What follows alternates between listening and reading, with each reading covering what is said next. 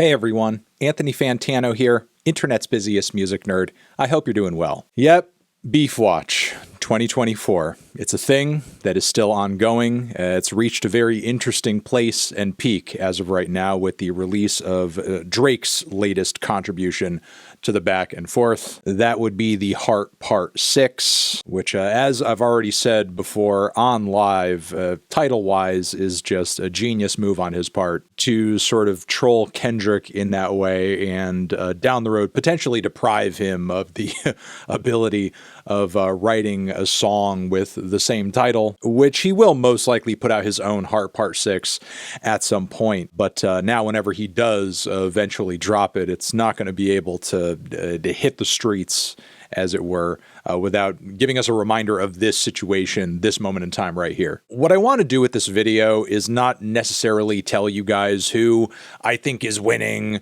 or like who's had the best bars and the best songs in this back and forth so far. I'm not here to go over any of these tracks line by line. In fact, I've been doing that on my TND Streams channel. This video instead is going to be a larger commentary on the state of this beef right now, and it's an observation of the supremely dark and strange place that this is all headed in. Because here's the thing, while for sure it is true that this beef, this back and forth with Kendrick and Drake has been a long time coming, has been something that from fans of each artist, I think a lot of people have been looking forward to seeing, mostly because Drake is so huge, Kendrick is so huge, and each of them respectively represent two very different sides and vibes within the hip-hop sphere. And just them going toe-to-toe would actually show artistically who's actually the best, who's actually the most relevant, who's actually the king of hip-hop right now in this day and age, to put it bluntly. And it seemed like at first that's the direction things we're gonna go in, with Kendrick asserting on Like That, with Metro Boomin and Future, that he's the best. There's no big three. It's just Big Him. And then Cole getting involved and dipping out, and Drake firing back after that with push-ups. I mean, for sure at some point this beef was going to get personal, and some ugly things about Drake that have been shared and rumored in the music industry for a long time would probably come up. Kendrick usually leads a pretty private lifestyle, but that doesn't mean that there aren't skeletons in his closet. We could be potentially learning new stuff about him as a result of all of this. Even though that kind of stuff getting dragged out was most likely inevitable, because that's the kind of stuff that tends to get dragged out in beefs, I still assumed on some level, like, ultimately what this was going to come down to was just a show of talent. Who could write the better bars? Who could write the better song? Who could deliver the most scathing disses? But right now, this has so moved beyond that to the point where this is not about artistry. This is not about songwriting. This is not about who's more barred up at all. What Kendrick and Drake are currently engrossed in is this vicious and relentless smear campaign against each other, this mutual destruction of each other's reputations. And as a result, accusations are flying by at 1,000,000 miles an hour in both directions, and we have little to no confirmation on whether or not the vast majority of any of it is even real. For the fans, just like the artists, it's not even coming down to whether or not one artist is making better songs than the other. It's about whether or not one is slandering the other in a more superior fashion, and whose accusations are sticking and landing harder. And people seem to be aligning themselves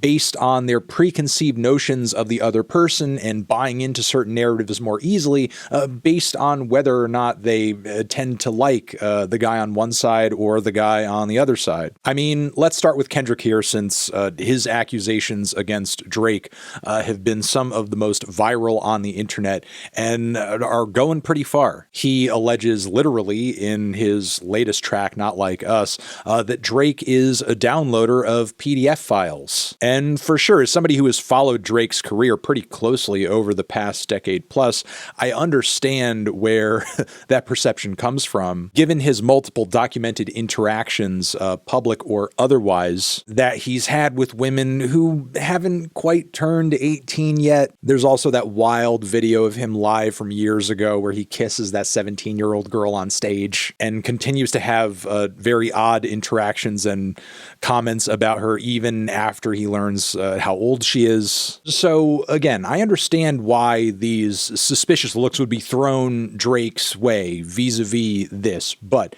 as of right now, there are no confirmed cases of Drake doing anything along the lines of being an actual PDF file guy. On Not Like Us, Kendrick also names members of Drake's team and accuses them of similar things too, also throwing hardcore drugs into the mix as well. Even with these songs going as viral as they have, we still have no true confirmation that any of this is in fact true, and you have to wonder, does Kendrick actually have the receipts to back anything he's saying up, or is he just kind of going off of rumors? There's, of course, also the allegation, which we will get into in a little bit, that Drake has another child that he's not only just hiding from the public, but apparently like not involved in the life of an 11-year-old girl. And while I have seen some various commentators on the internet talking about a few individuals that might possibly be her at this very moment, there's still no confirmation that that is even true. So as well put together and conceived and compelling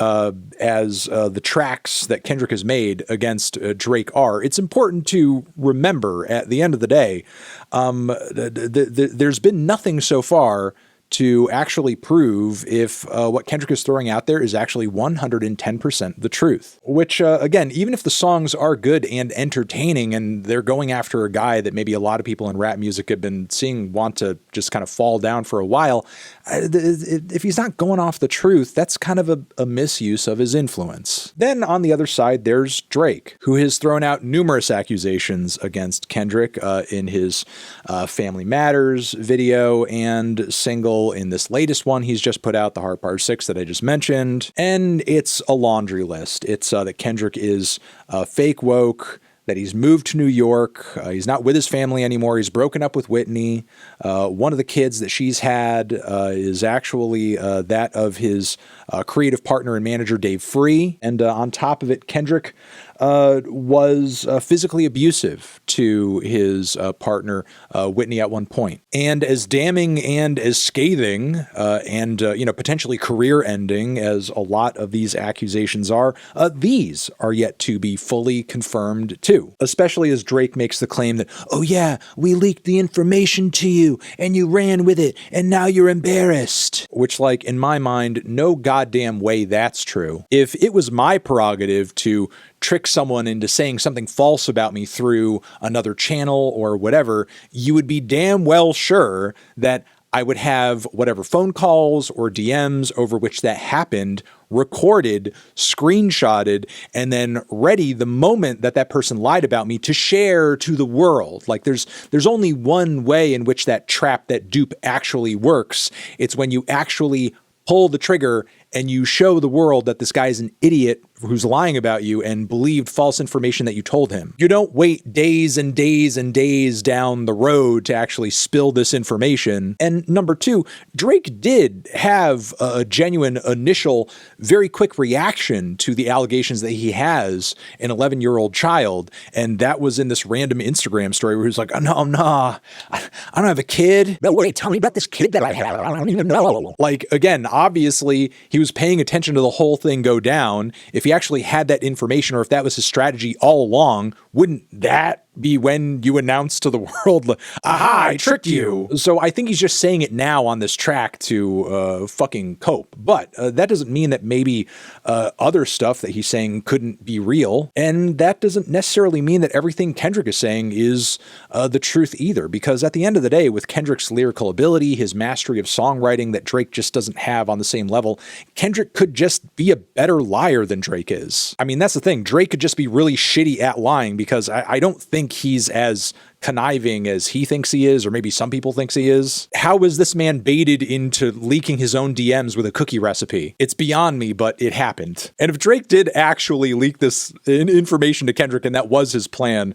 I guess it would be, very Drakesian of him to do that and not actually record any of the proof that you tricked him. There's also been a viral tweet that people have been going crazy about from Whitney's brother, her own brother, supporting Kendrick in the midst of this beef. And I can't imagine that if my sister, per se, were getting attacked violently by the father of her children, who was involved in a rap beef, that I would be coming out publicly to support him in that beef after what he allegedly did to my sister. As I get to the close of this video, I would like to mention that there are some signs around and out there that maybe this whole thing is drawing to a close. We recently had TDE Punch hopping on Twitter to say what just happened was a good battle, which I feel like is something you could only say if you have knowledge that the whole thing is done at this point. And then there's also Drake with his most recent response. The more I digest it, the more it's pretty clear that he's really playing defense on this track, and that's pretty much it. His delivery isn't that fiery or intense across the track either, not like in the way that it was during the first section of Family Matters. And toward the very last moments of the track, he's just really kind of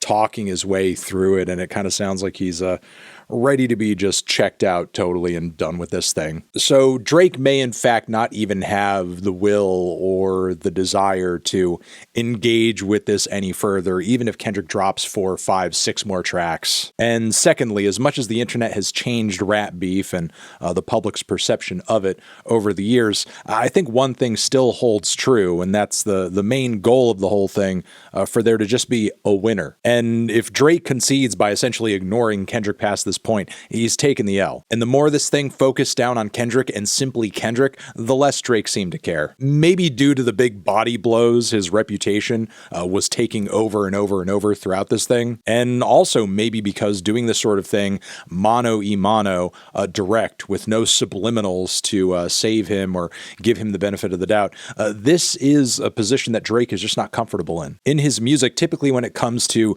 disdain he has for others, for beef generally, he likes to pocket that and hide that into just, kind of little singular quiet mentions. And on top of it, dude loves to paint this image of the entire industry being against him, which is a narrative that's hard to live in when what the internet really wants to see is a one-on-one boxing match. Let me know your thoughts in the comments in regards to all of this. You guys are the best. Over here next to my head is a link that you can hit to subscribe to the channel, check out another video, and I'll see you in the next one. Anthony Fantano, Drake, Kendrick, forever.